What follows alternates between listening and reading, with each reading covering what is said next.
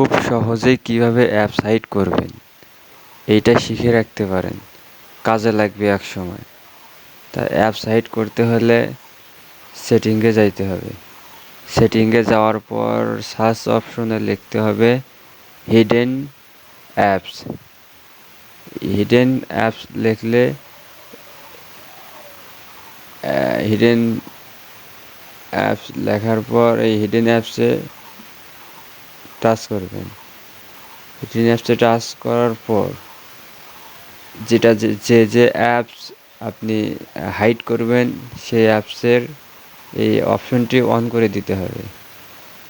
এই অপশনটি যদি অন করে দেন তাহলে হাইড হয়ে যাবে।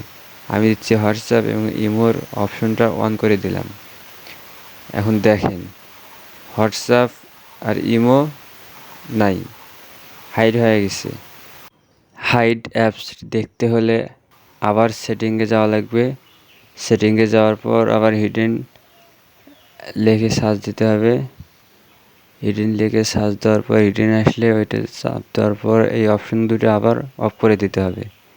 এই অপশন দুটো অফ করে দিলে আবার অ্যাপস চলে আসবে। এই দেখেন লাস্টে আবার চলে আসছে।